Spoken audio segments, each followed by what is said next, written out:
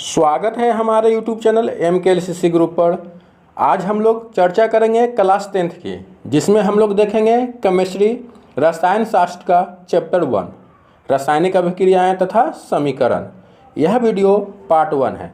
अगर आप अन्य विषयों के वीडियो देखना चाहते हैं तो प्ले लिस्ट में जाकर 10th क्लास को चुनेंगे, उसमें क्लास 10th के सभी विषय के वीडियो आपको मिल जाएंगे। तो चलिए स्टार्ट करते हैं आज का क्लास। स्टार्ट करने से पहले अगर आप अभी तक मेरे चैनल को सब्सक्राइब नहीं किए हैं तो वीडियो के नीचे लाल बटन दबाकर चैनल को सब्सक्राइब कर दें और बगल में जो बेल आइकन है उसे भी बजा दें, ताकि एजुकेशन से रिलेटेड वीडियो सबसे पहले आप तक पहुंच सके। तो चलिए स्टार्ट करते हैं। तो हम लोग देख रहे हैं दोस्तों विज्ञान कक्षा 10th का जो हिंदी माध्यम में है, और यह रसायन शास्त्र का चैप्टर 1 है, जिसमें हम लोग देखेंगे रासायनिक अभिक्रियाएं तथा समीकरण। हाँ दोस्तों, चैप्टर 1 जिसमें पढ़ना है रासायनिक अभिक्रियाएं तथा समीकरण। तो दोस्तों सबसे पहले बात करते हैं कि रासायनिक अभिक्रियाएं क्या है, रासायनिक अभिक्रियाएं किसे कहते हैं। तो दोस्तों जब कोई पदार्थ अकेले या किसी दूसरे पदार्थ के साथ क्रिया करके एक या एक से अधिक, ध्यान देंगे, जब कोई पदार्थ अकेले या किसी दूसरे पदार्थ के साथ क्रिया करके एक या एक से अधिक भिन्न गुणधर्म वाले नए पदार्थ का निर्माण करते हैं तो वह रासायनिक अभिक्रिया कहलाता है। ध्यान देंगे दोस्तों, जब कोई पदार्थ अकेले या किसी दूसरे पदार्थ के साथ, याद रखेंगे, जब कोई पदार्थ अकेले या किसी दूसरे पदार्थ के साथ क्रिया करके एक या एक से अधिक भिन्न गुण वाले, गुण कैसा हो, अलग अलग हो, भिन्न गुणधर्म वाले नए पदार्थ का निर्माण करते हैं तो वह रासायनिक अभिक्रिया कहलाते हैं। और अगर हम इस बात को शॉर्ट में कहें, संक्षेप में कहें, तो दोस्तों कह सकते हैं कि रासायनिक अभिक्रियाएं वे प्रक्रियाएं हैं जिनमें नए गुणधर्मों के साथ नए पदार्थ बनते हैं। हाँ दोस्तों, रासायनिक अभिक्रियाएं के अगर शॉर्ट में बोलेंगे, संक्षेप में बोलें, तो ऐसे बोल सकते हैं कि रासायनिक अभिक्रियाएं वे प्रक्रियाएं हैं जिनमें नए गुणधर्मों के साथ नए पदार्थ बनते हैं। जैसा कि दोस्तों इसका उदाहरण देख सकते हैं कि दूध से दही बनना, भोजन का पकना, ये सभी किसके उदाहरण हैं, रासायनिक अभिक्रियाएं के। हाँ दोस्तों याद रखेंगे, अगर आपसे प्रश्न पूछे कि रासायनिक अभिक्रियाएं के एक आध उदाहरण दें तो क्या देंगे दोस्तों, दूध से दही बनना, भोजन का पकना, मैग्नीशियम रिबन को वायु में जलाने पर मैग्नीशियम ऑक्साइड का निर्माण होना, ये सभी रासायनिक अभिक्रियाएं के उदाहरण हैं। तो आशा करती हूँ कि आप लोग रासायनिक अभिक्रियाएं को अच्छी तरह से समझ गए होंगे। तो एक बार फिर से दोहरा देते हैं दोस्तों कि रासायनिक अभिक्रियाएं किसे कहते हैं। विस्तार वाला परिभाषा डिफिनेशन देख लेते हैं कि जब कोई पदार्थ अकेले, याद रखेंगे, जब कोई पदार्थ अकेले या किसी दूसरे पदार्थ के साथ क्रिया करके एक या एक से अधिक भिन्न गुणधर्म वाले नए पदार्थ का निर्माण करते हैं तो वह रासायनिक अभिक्रियाएं कहलाता है। अगर उसे हम संक्षेप में बोले तो रासायनिक अभिक्रियाएं वे प्रक्रियाएं हैं जिनमें नए गुणधर्मों के साथ नए पदार्थ बनते हैं। तो चलिए आगे बढ़ते हैं। अब दोस्तों रासायनिक अभिक्रियाएं के क्या अभिलक्षण हैं उसके बारे में देखते हैं कि आखिर रासायनिक अभिक्रियाओं के क्या अभिलक्षण हैं। तो दोस्तों रासायनिक अभिक्रिया के प्रमुख अभिलक्षण हैं, जैसे कि गैस का उत्सर्जन होना, तापमान में परिवर्तन होना, अवक्षेप का बनना, अवस्था में परिवर्तन होना और रंग में परिवर्तन होना। ये सभी दोस्तों रासायनिक अभिक्रियाएं के प्रमुख अभिलक्षण है। तो इसे विस्तार पूर्वक देखते हैं बारी बारी से। तो सबसे पहले दोस्तों देखते हैं गैस का उत्सर्जन। रासायनिक अभिक्रियाओं के प्रमुख अभिलक्षण में पहला अभिलक्षण है गैस का उत्सर्जन। इसका एग्जाम्पल से समझेंगे, जिंक तथा तनु सल्फ्यूरिक अम्ल। ध्यान देंगे, इसका एग्जाम्पल, गैस का उत्सर्जन का एग्जाम्पल दोस्तों जिंक तथा तनु सल्फ्यूरिक अम्ल के बीच रासायनिक अभिक्रिया में हाइड्रोजन गैस निकलती है। देख रहे दोस्तों, जिंक और तनु सल्फ्यूरिक अम्ल। अब दोस्तों यहाँ पर है तनु, ये तनु देखिए सल्फ्यूरिक अम्ल दो प्रकार के हो जाएंगे, एक होंगे सांद्र सल्फ्यूरिक अम्ल, एक तनु सल्फ्यूरिक अम्ल। तनु और सांद्र में हम अंतर भी बताएंगे दोस्तों अगले वीडियो में। अभी ये जानिए कि एक सांद्र सल्फ्यूरिक अम्ल होते हैं और एक तनु सल्फ्यूरिक अम्ल होते हैं। तो यहाँ कह रहा है जिंक और सल्फ्यूरिक अम्ल के बीच रासायनिक अभिक्रिया से क्या निकलती है, हाइड्रोजन गैस निकलती है। याद रखेंगे। तो ये हो गया गैस का उत्सर्जन का उदाहरण। जब जिंक और सल्फ्यूरिक अम्ल के बीच अभिक्रिया हो रही है तो हाइड्रोजन गैस का उत्सर्जन हो रहा है। तो ये प्रमुख अभिलक्षण थे रासायनिक अभिक्रिया के। दूसरा अभिलक्षण है दोस्तों ताप में परिवर्तन। हाँ, अगर अभिक्रियाएं होती है तो उसमें ताप में परिवर्तन होते हैं। इसका एग्जाम्पल देखते हैं दोस्तों। तो कहता है जैसे चूने तथा पानी के बीच अभिक्रिया से बुझा हुआ चूना बनता है। हाँ दोस्तों, आप लोग भी देखे होंगे जब बाजार से चूना लाते हैं उसे पानी में डालते हैं तो कुछ धुआं की तरह निकलता है। तो उससे जो अभिक्रिया होती है उससे क्या बनता है, बुझा हुआ चूना बनता है। तो देखते हैं दोस्तों तापमान में क्या होता है, परिवर्तन होता है। जब चूना और पानी के बीच अभिक्रिया होता है तो उसमें तापमान में परिवर्तन होता है और काफ़ी मात्रा में ऊष्मा ऊर्जा निर्मुक्त हो जाती है, मुक्त होती है। तो ये हुए तापमान में परिवर्तन। तीसरा अभिलक्षण है अवक्षेप का बनना। हाँ, जब अभिक्रियाएं होती हैं तो अवक्षेप का निर्माण होता है। इसका उदाहरण समझते हैं। तो जब लेड, अर्थात लेड कहते हैं शीशा को, इसका संकेत होता है Pb, याद रखेंगे Pb प्लम्बम।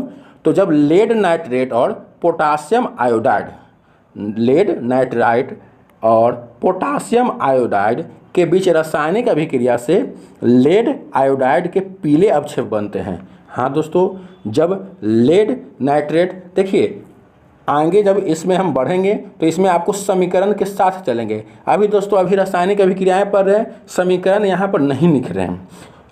आगे के पार्ट में हम लोग चलेंगे समीकरण के साथ साथ। तो अभी देखें सिर्फ इसको भाषा में ही कि कह रहा है लेड नाइट्रेट और पोटासियम आयोडाइड जब दोनों के बीच रासायनिक अभिक्रिया होती है तो लेड आयोडाइड के पीले अवक्षेप बनते हैं। अब अगला अभिलक्षण है अवस्था में परिवर्तन। हाँ, जब दो पदार्थों के बीच अभिक्रिया होती है तो अवस्था में भी परिवर्तन होता है। उसका उदाहरण देखेंगे तो कहता है कार्बन मोनोऑक्साइड गैस तथा हाइड्रोजन गैस की अभिक्रिया से मेथेनॉल बनता है, जो क्या है, द्रव है। कार्बन मोनोऑक्साइड क्या है, गैस है। हाइड्रोजन भी क्या है, गैस है। याद रखेंगे कार्बन मोनोऑक्साइड गैस, हाइड्रोजन भी गैस, ये दोनों मिलकर जो अभिक्रिया कर रहे हैं उससे क्या बन रहा है, द्रव बन रहा है, लिक्विड बन रहा है। तो देख रहे हैं दोस्तों रासायनिक अभिक्रिया के दौरान क्या हो रहा है, अवस्था में भी परिवर्तन हो रहा है। तो ये थे 4 नंबर अभिलक्षण। और नेक्स्ट अभिलक्षण है रंग में परिवर्तन। जब अभिक्रिया होती है तो अभिक्रिया के दौरान रंग में भी परिवर्तन होता है। और ये उदाहरण आप लोग सभी कोई देखे हैं अपने आँखों से। जब लोहा हवा में जो मिले हुए जल के कण रहते हैं उससे अभिक्रिया करते हैं तो क्या जंग लग जाता है, लोहा में क्या हो जाता है, जंग लग जाता है। तो यही है रंग परिवर्तन। अर्थात जब दो पदार्थ आपस में अभिक्रिया करते हैं तो उससे क्या रंग में परिवर्तन भी होते हैं। उसका उदाहरण है दोस्तों लोहे का जंग लगना। तो हम लोग देखें रासायनिक अभिक्रिया के प्रमुख अभिलक्षण जो कितने हैं दोस्तों, 5 है। पहला था गैस का उत्सर्जन, दूसरा तापमान में परिवर्तन, तीसरा अवक्षेप का बनना, चौथा अवस्था में परिवर्तन और नेक्स्ट था 5 नंबर रंग में परिवर्तन। तो हम लोग देखें रासायनिक अभिक्रिया किसे कहते हैं और रासायनिक अभिक्रियाएं के प्रमुख अभिलक्षण। अगर यह वीडियो आपको अच्छा लग रहा है तो वीडियो को लाइक ज़रूर करें और अपने दोस्तों को शेयर करें। और अभी तक मेरे चैनल को सब्सक्राइब नहीं किए हैं तो वीडियो के नीचे लाल बटन दबाकर चैनल को सब्सक्राइब कर दें और बगल में बेल आइकन है उससे भी बजा दें ताकि आपके पास नए नए वीडियो की इन्फॉर्मेशन सबसे पहले पहुँच सके। और हाँ, क्लास 10th के अन्य विषयों के वीडियो देखना चाहते हैं तो प्ले लिस्ट में जाकर 10th क्लास चुनकर उससे आप सभी विषयों के वीडियो देख सकते हैं। तो चलिए आगे बढ़ते हैं। अब कहता है दोस्तों रासायनिक समीकरण। रासायनिक समीकरण किसे कहते हैं, देख रहे हैं रासायनिक समीकरण। तो कहता है जब किसी रासायनिक अभिक्रिया को प्रतीकों और सूत्रों द्वारा निरूपण करते हैं तो रासायनिक समीकरण कहलाता है। हाँ, जैसे बोल रहे हैं सोडियम और क्लोरीन के साथ अभिक्रिया करने से सोडियम क्लोराइड। अब जब सोडियम और क्लोरीन बोल रहे हैं, उसका अगर हम सिंबल लिखें, सोडियम का Na, क्लोरीन का Cl, और उसके अभिक्रिया करने के दौरान सोडियम क्लोराइड बन रहा है, तो जब हम सिंबल लिखें दोस्तों, तो सिंबल लिखेंगे तो यही कहलाता है क्या, रासायनिक समीकरण। जब संकेत लिखते हैं तो उसके बाद जो बनता है उसे क्या कहते हैं, रासायनिक समीकरण। तो इसका डेफिनेशन थोड़ा सा डिटेल में देखेंगे कि जब किसी रासायनिक अभिक्रिया में भाग लेने वाले पदार्थों के संकेत एवं सूत्रों को संक्षिप्त रूप में लिखने की विधि को रासायनिक समीकरण कहते हैं। याद रखेंगे, जब किसी रासायनिक अभिक्रिया में भाग लेने वाले पदार्थों के संकेत एवं सूत्रों को संक्षिप्त रूप में लिखने की, निरूपित करने की विधि क्या कहलाती है, रासायनिक समीकरण कहलाता है। और इसे हम संक्षेप में बोल सकते हैं कि किसी रासायनिक अभिक्रिया का प्रतीकों और सूत्रों द्वारा निरूपण रासायनिक समीकरण कहलाता है। आप लोग डिस्प्ले पर देख रहे हैं दोस्तों, संक्षेप में डेफिनेशन दिया हुआ है। अगर आप इस वीडियो का PDF पाना चाहते हैं तो हमारे व्हाट्सएप ग्रुप या टेलीग्राम ग्रुप से जुड़ जाएं, उसमें आपको सारे PDF मिल जाएंगे। टेलीग्राम ग्रुप से जुड़ने के लिए हमारे वीडियो के डिस्क्रिप्शन में लिंक दिया रहेगा, उससे आप जुड़ सकते हैं, या आप टेलीग्राम ऐप में जाकर सर्च बॉक्स में लिखेंगे MKLCC ग्रुप, तो उसमें आपका ये चैनल मेरा आ जाएगा, उसमें आप ऐड हो सकते हैं। तो रासायनिक समीकरण देखें दोस्तों कि जब किसी रासायनिक अभिक्रिया का प्रतीकों और सूत्रों द्वारा निरूपण क्या कहलाता है, रासायनिक समीकरण कहलाता है। अगर कोई डाउट हो तो कमेंट जरूर करें, उसका हम निपटारण जरूर करेंगे। अब दोस्तों उदाहरण देखते हैं कि रासायनिक समीकरण का क्या उदाहरण हो सकते हैं। तो दोस्तों रासायनिक समीकरण का उदाहरण यहाँ पर आपके सामने है कि जब मैग्नीशियम रिबन को वायु में जलाते हैं, जब मैग्नीशियम रिबन को वायु में जलाने पर, ध्यान देंगे, जब मैग्नीशियम रिबन को वायु में जलाने पर मैग्नीशियम ऑक्साइड का निर्माण होना, इस रासायनिक अभिक्रिया को रासायनिक समीकरण के रूप में इस प्रकार से लिख सकते हैं।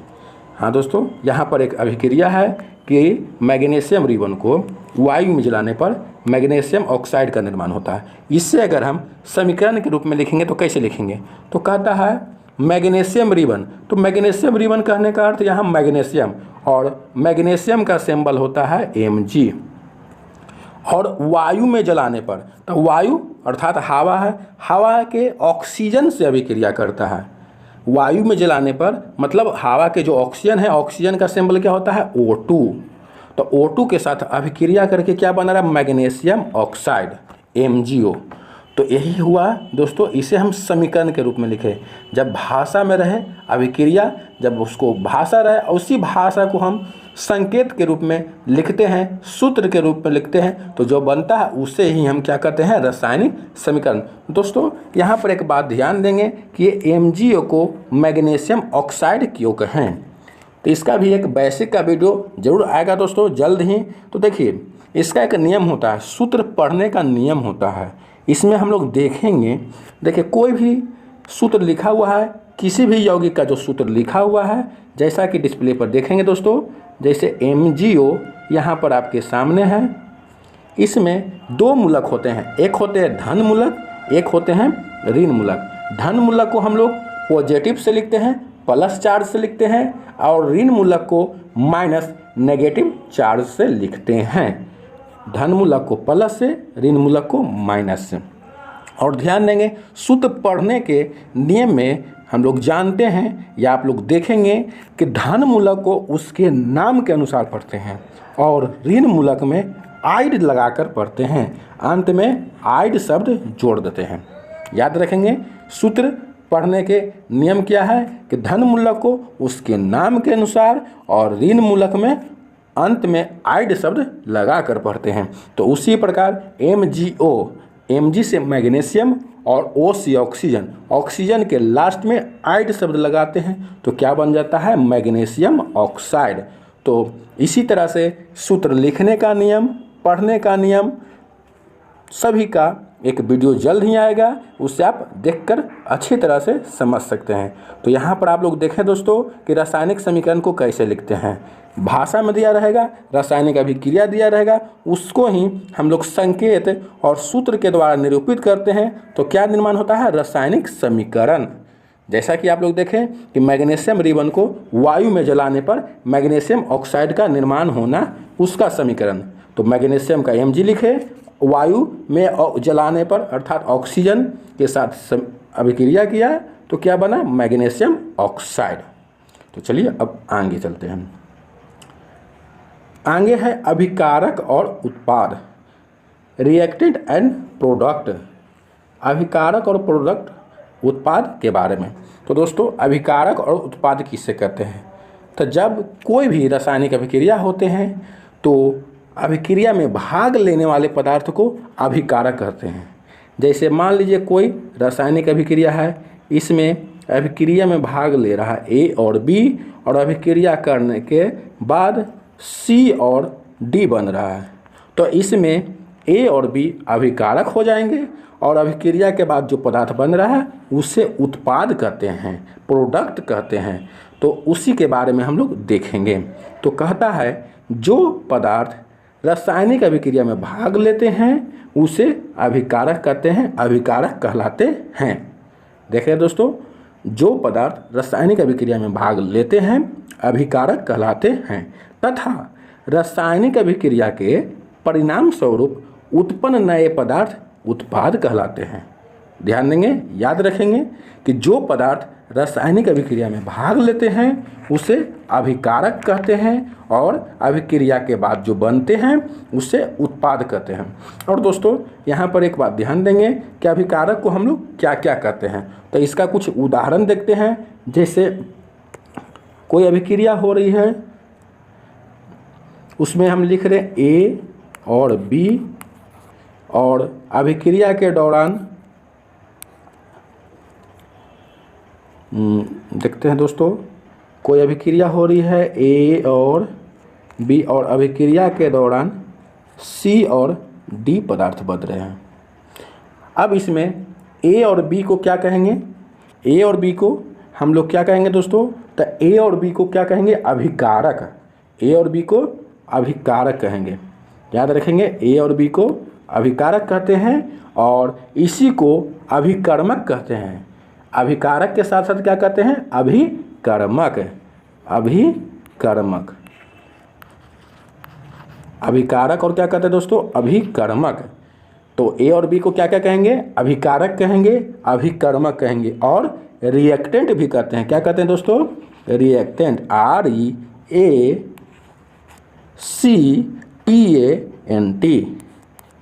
REACTANT, रिएक्टेंट भी कहते हैं। तो जो अभिक्रिया में भाग लेते हैं उसे अभिकारक, अभिकर्मक या रिएक्टेंट कहते हैं, और अभिक्रिया के दौरान बनने वाले पदार्थ उत्पाद कहलाते हैं, प्रोडक्ट कहलाते हैं, और प्रतिफल। याद रखेंगे क्या क्या कहलाते हैं दोस्तों? प्रतिफल। उत्पाद भी कहते हैं, प्रतिफल कहते हैं, और प्रोडक्ट कहते हैं। तो याद रखेंगे, अभिक्रिया में भाग लेने वाले पदार्थ अभिकारक, अभिकर्मक और रिएक्टेंट, और अभिक्रिया के दौरान बनने वाले नए पदार्थ को उत्पाद कहते हैं, उत्पाद कहेंगे, प्रतिफल कहेंगे, और क्या कहेंगे? प्रोडक्ट कहेंगे। तो चलिए अब आगे बढ़ते हैं। यहाँ पर देख रहे हैं दोस्तों, उदाहरण दिया गया है। उदाहरण में कह रहा है कि रासायनिक अभिक्रिया है, मैग्नीशियम और ऑक्सीजन, ये दोनों अभिक्रिया करने के बाद मैग्नीशियम ऑक्साइड में परिवर्तन हो जा रहा है। अभी इसका उदाहरण देख रहे थे मैग्नीशियम रिबन वाले, तो उसी का रासायनिक अभिक्रिया दिया है। मैग्नीशियम और ऑक्सीजन अभिक्रिया में भाग ले रहे हैं और अभिक्रिया के दौरान मैग्नीशियम ऑक्साइड बन रहा है। इसमें मैग्नीशियम और ऑक्सीजन क्या हो जाएंगे? तो मैग्नीशियम और ऑक्सीजन क्या हो जाएंगे दोस्तों? अभिकारक हो जाएंगे। मैग्नीशियम और ऑक्सीजन क्या हो जाएंगे? अभिकारक। इससे क्या क्या कहेंगे? अभिकारक कहेंगे, अभिकर्मक कहेंगे, और रिएक्टेंट कहेंगे।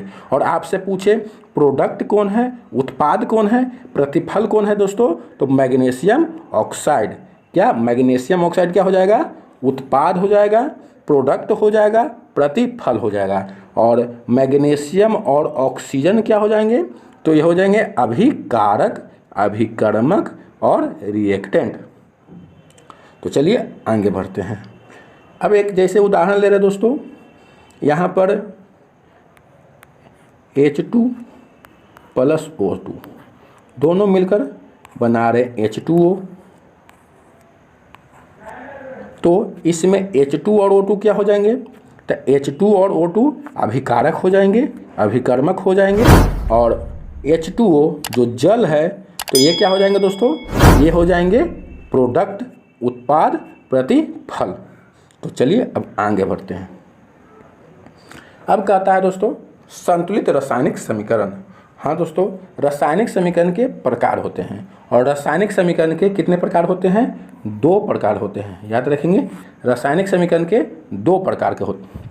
एक होते हैं संतुलित रासायनिक समीकरण और दूसरा होते हैं असंतुलित रासायनिक समीकरण। याद रखेंगे, रासायनिक समीकरण 2 प्रकार के होते हैं, पहला संतुलित रासायनिक समीकरण और दूसरा असंतुलित रासायनिक समीकरण। असंतुलित रासायनिक समीकरण को कंकाली समीकरण भी कहते हैं। याद रखेंगे, असंतुलित रासायनिक समीकरण को कंकाली रासायनिक समीकरण भी कहते हैं। तो चलिए इसे विस्तार पूर्वक देखते हैं। सबसे पहले संतुलित रासायनिक समीकरण के बारे में देखेंगे। तो संतुलित रासायनिक समीकरण किसे कहते हैं, तो कहता है ऐसा रासायनिक समीकरण जिसमें अभिकारकों और उत्पादों में, अब अभिकारक और उत्पाद समझ गए दोस्तों, अभिक्रिया में भाग लेने वाले पदार्थ को क्या कहते हैं, अभिकारक कहते हैं, और अभिक्रिया के बाद जो बनते हैं उसे क्या कहते हैं, उत्पाद कहते हैं। तो कहता है ऐसा रासायनिक समीकरण जिसमें अभिकारकों और उत्पादों में प्रत्येक तत्व के परमाणु की संख्या बराबर हो, वह संतुलित रासायनिक समीकरण कहलाता है। जैसा कि एग्जाम्पल देख रहे हैं, यहाँ जिंक और सल्फ्यूरिक अम्ल है, यह अभिक्रिया में भाग लेने वाले पदार्थ है। और अभिक्रिया के बाद जो उत्पाद बन रहे हैं जिंक सल्फेट, ZnSO4 और H2 हाइड्रोजन गैस। अब यहाँ पर देखेंगे दोस्तों, जो अभिक्रिया में भाग ले रहे हैं उसमें कौन कौन है, तो Zn अर्थात जिंक है, H2SO4 इसमें हाइड्रोजन है, सल्फर है और ऑक्सीजन है। H से हाइड्रोजन, S से सल्फर, O से ऑक्सीजन। इधर देख रहे हैं दोस्तों, अभिक्रिया के जो बाद प्रतिफल बना है उसमें भी Zn है, जिंक, S से सल्फर, O से ऑक्सीजन और H। तो इसमें दोनों तरफ देखेंगे कि प्रत्येक तत्व के परमाणुओं की संख्या बराबर है या नहीं। अगर प्रत्येक तत्व के परमाणुओं की संख्या बराबर होगी तो वह संतुलित रासायनिक समीकरण कहलाएगा। तो चलिए देखते हैं। सबसे पहले Zn जिंक का देखते हैं। तो यहाँ पर देखेंगे दोस्तों, अभिक्रिया के पहले जो अभिक्रिया के दौरान जिंक के परमाणुओं की संख्या कितने हैं, तो जिंक के परमाणुओं की संख्या कितने हैं दोस्तों, 1 है। और अभिक्रिया के बाद इसमें जिंक के परमाणु की संख्या कितने हैं, तो इसमें भी कितने हैं, 1 हैं। तो जिंक अभिक्रिया के पहले और अभिक्रिया के बाद दोनों तरफ 1-1 परमाणु हैं। उसके बाद इसमें देखते हैं H2SO4 में, इसमें हाइड्रोजन के कितने परमाणु हैं, तो 2 परमाणु हैं। और इस तरफ अभिक्रिया के बाद जो प्रोडक्ट बने हैं इसमें भी हाइड्रोजन के 2 परमाणु हैं। तो चलिए Zn भी संतुलित है, हाइड्रोजन भी संतुलित है। उसके बाद सल्फर का देखते हैं, S का। तो देख रहे हैं दोस्तों, S इधर 1 परमाणु है और S का इधर भी 1 परमाणु है। तो चलिए सल्फर भी क्या है, बराबर है। अब ऑक्सीजन की बारी। ऑक्सीजन इधर 4 है ऑक्सीजन के परमाणु और प्रोडक्ट में भी ऑक्सीजन के 4 परमाणु हैं। तो जैसा कि देखें दोस्तों, Zn का, H का, S का, O का, अर्थात जिंक, हाइड्रोजन, सल्फर और ऑक्सीजन सभी के परमाणुओं की संख्या अभिक्रिया के पहले और अभिक्रिया के बाद दोनों तरफ बराबर हैं। इसलिए ये क्या होंगे, संतुलित रासायनिक समीकरण। तो इसका डिफिनेशन क्या था, ऐसा रासायनिक समीकरण जिसमें अभिकारकों और उत्पादों में प्रत्येक तत्व के परमाणुओं की संख्या बराबर हो तो क्या कहलाते हैं, संतुलित रासायनिक समीकरण कहलाता है। चलिए अब आगे बढ़ते हैं। अगला है असंतुलित रासायनिक समीकरण। तो असंतुलित रासायनिक समीकरण किसे कहेंगे दोस्तों, तो ऐसा रासायनिक समीकरण जिसमें अभिकारकों और उत्पादों में एक या अधिक तत्वों के परमाणुओं की संख्या असमान हो। अभिकारक और उत्पादों में ध्यान देंगे, ऐसा रासायनिक समीकरण जिसमें अभिकारकों और उत्पादों अर्थात अभिक्रिया के पहले और अभिक्रिया के बाद में एक या एक से अधिक तत्वों के परमाणुओं की संख्या असमान हो।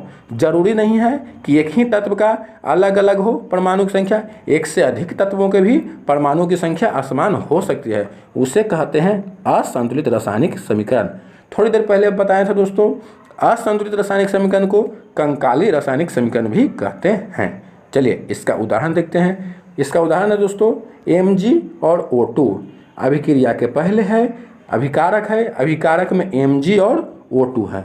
यहाँ पर मैग्नीशियम के एक परमाणु है और ऑक्सीजन के दो परमाणु हैं, और अभिक्रिया के दौरान जो पदार्थ बन रहे हैं उत्पाद, उसमें देख रहे हैं मैग्नीशियम ऑक्साइड। अब दोस्तों मैग्नीशियम ऑक्साइड में मैग्नीशियम के भी एक परमाणु और ऑक्सीजन के भी एक परमाणु है। तो इसमें क्या हो गया दोस्तों, अभिकारक और प्रतिफल, अभिकारक और उत्पाद में तत्वों के परमाणुओं की संख्या में भिन्नता, असमानता आ गई। इसी कारण से यह क्या कहलाता है, असंतुलित रासायनिक समीकरण। अब दोस्तों एक बात ध्यान देंगे कि Mg और O2 के अभिक्रिया करने से MgO कैसे बना।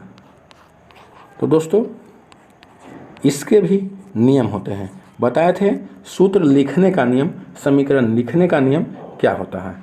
तो हम लोग तत्वों के जो वैलेंसी होते हैं, जो समीकरण बनता है दोस्तों, उसमें क्या करते हैं, कोई भी यौगिक को बनाते हैं तो उसमें हम लोग ध्यान देते हैं कि जो जो तत्व भाग ले रहे हैं उसके वैलेंसी संयोजकता को उसके ऊपर लिख देते हैं, उस तत्व के ऊपर लिख देते हैं। तो जैसा कि यहाँ पर मैग्नीशियम और ऑक्सीजन है, तो मैग्नीशियम और ऑक्सीजन में ध्यान देंगे, मैग्नीशियम के संयोजकता वैलेंसी कितना होती है, 2 होती है, और ऑक्सीजन के भी क्या होती है, 2। तो नियम कहता है कि तत्वों के संयोजकता को उसके ऊपर लिखते हैं, उसके बाद सरलतम रूप में करते हैं। सरलतम रूप अर्थात काटते हैं। अगर छोटा होता है, कटता है तो काट देते हैं, और नहीं कटे तो उसे क्या करते हैं, अदला बदली कर देते हैं। मतलब यहाँ वाला इसके पास और यहाँ वाला इसके पास, नहीं कटे तो यहाँ देख रहे दोस्तों क्या है, 2 है, क्या है, 2। मैग्नीशियम का भी संयोजकता 2 है और ऑक्सीजन के भी संयोजकता 2 है, तो 2 से 2 कट गए। तो यहाँ पर कुछ नहीं बचे अर्थात 1 है, कुछ नहीं बचे तो 1 और 1 को नहीं लिखते हैं, इसलिए यहाँ पर क्या है, MgO है और कुछ नहीं है। देखिए दोस्तों MgO सिर्फ है और कुछ नहीं है। कैसे लिखा है इसके भी वीडियो आपको मिल जाएंगे, विस्तार पूर्वक देख सकते हैं समीकरण लिखने का नियम में। तो चलिए अब कहता है दोस्तों कि रासायनिक समीकरण का संतुलन। हाँ, अगर कोई समीकरण संतुलित नहीं है तो उसे संतुलित करते हैं। तो कैसे करेंगे, तो कहता है किसी रासायनिक समीकरण में अभिकारकों और उत्पादों में प्रत्येक तत्व के परमाणुओं की संख्या बराबर करने की प्रक्रिया रासायनिक समीकरणों का संतुलन कहते हैं या संतुलन कहलाता है। एक बार फिर से, किसी रासायनिक समीकरण में अभिकारकों और उत्पादों में प्रत्येक तत्व के परमाणुओं की संख्या बराबर करने की प्रक्रिया को रासायनिक समीकरणों का संतुलन कहते हैं। याद हो गया दोस्तों, किसी रासायनिक समीकरण में अभिकारकों और उत्पादों में प्रत्येक तत्व के परमाणुओं की संख्या बराबर करने की प्रक्रिया को रासायनिक समीकरणों का संतुलन कहते हैं। अब कहता है दोस्तों कि समीकरण को संतुलित करने की आवश्यकता क्यों पड़ती है। तो कहता है द्रव्यमान संरक्षण के नियम के अनुसार किसी रासायनिक अभिक्रिया में द्रव्यमान का तो ना तो निर्माण होता है और ना ही विनाश। याद रखेंगे, द्रव्यमान संरक्षण नियम के अनुसार, यह बात द्रव्यमान संरक्षण के नियम के अनुसार है कि जब किसी रासायनिक अभिक्रिया में जो भाग लेने वाले पदार्थ होते हैं और अभिक्रिया के दौरान जो पदार्थ बनते हैं उसमें न तो द्रव्यमान का ह्रास होता है न वृद्धि होती है। तो यही कहता है कि किसी रासायनिक अभिक्रिया में द्रव्यमान का ना तो निर्माण होता है और ना ही विनाश, अर्थात किसी भी रासायनिक अभिक्रिया में उत्पादों का कुल द्रव्यमान अभिकारक के तत्वों के कुल द्रव्यमान के बराबर होते हैं। अर्थात अगर हम कह सकते हैं कि कोई अभिक्रिया है जिसमें Na+Cl मिलकर बन रहा है NaCl, तो इसमें दोस्तों ध्यान देंगे क्या कि जो इसमें सोडियम है और क्लोरीन है, दोनों तत्वों के जो भार होंगे इसके योगफल इसके बराबर होंगे। जो यहाँ पर हैं इसके क्या होंगे दोस्तों, बराबर होंगे। फिर से एक बार देखते हैं, जैसे उदाहरण यहाँ पर एक समीकरण लिख देते हैं, Na+Cl मिलकर क्या बन रहा है, ठीक से नहीं हो पा रहा है दोस्तों, कुछ बढ़िया से लिखने का प्रयास करते हैं, टेक्निकल इशू आ जा रहा है। सोडियम है, देख सकते हैं स्क्रीन पे, सोडियम प्लस क्लोरीन मिलकर बन रहे हैं सोडियम क्लोराइड।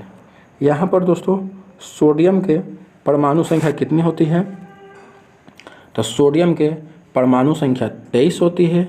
याद परमाणु भार दोस्तों, सोडियम का परमाणु भार 23 होता है और क्लोरीन का परमाणु भार 35.5 होता है। इसे याद करना पड़ेगा दोस्तों, आप इसे याद कर लेंगे, कम से कम 30 तक आप लोग याद कर लें सभी तत्वों के परमाणु भार को। तो यहाँ सोडियम का कितना होता है, 23 होता है और क्लोरीन का 35.5। जब इसे जोड़ेंगे तो कितना आएगा दोस्तों, जोड़े तो हो जाएगा 0.5 और 5 3 8 और 3 2 5, 58.5। और सोडियम क्लोराइड के भी जो भार होते हैं, द्रव्यमान होते हैं, वो कितना होते हैं, 58.5। इसलिए हम कह सकते हैं कि द्रव्यमान संरक्षण के नियम के अनुसार किसी रासायनिक अभिक्रिया में द्रव्यमान का न तो निर्माण होता है और न ही विनाश। अर्थात किसी रासायनिक अभिक्रिया में उत्पादों तथा उत्पादों के तत्वों का कुल द्रव्यमान अभिकारक के तत्वों के कुल द्रव्यमान के बराबर होता है। अतः रासायनिक अभिक्रिया के पहले एवं पश्चात प्रत्येक तत्वों के परमाणु की संख्या समान रहती है। इसलिए हमें कंकाली समीकरण को संतुलित करना आवश्यक है। आगे बात दोस्तों, यहाँ कंकाली मतलब असंतुलित रासायनिक समीकरण को कंकाली समीकरण भी कहते हैं। तो अभी तक हम लोग देखें दोस्तों रासायनिक अभिक्रिया किसे कहते हैं, रासायनिक अभिक्रिया के प्रमुख अभिलक्षण, रासायनिक फिर समीकरण देखें और रासायनिक समीकरण के कितने प्रकार होते हैं, और रासायनिक समीकरण के प्रकार के बाद रासायनिक समीकरण को संतुलित करने की आवश्यकता। अब इसके बाद हम लोग देखेंगे दोस्तों कि रासायनिक समीकरण को लिखने के निर्देश, क्या क्या निर्देश है, कैसे रासायनिक समीकरण को लिखेंगे, और भी इससे आगे चलेंगे। तो आज हम लोग इतना ही रहने दें, फिर नेक्स्ट वीडियो में चलेंगे आगे, इससे आगे। तो यह वीडियो आपको अच्छा लगा तो वीडियो को लाइक करें और दोस्तों में भी शेयर करें, और अभी तक मेरे चैनल को सब्सक्राइब नहीं किए हैं तो वीडियो के नीचे लाल बटन दबाकर चैनल को सब्सक्राइब कर दें और जो बगल में बेल आइकॉन है उससे भी बजा दें, ताकि नए वीडियो अपलोड होने के साथ आप तक नोटिफिकेशन सबसे पहले मिल सके। तो चलिए आज के लिए इतना ही, धन्यवाद।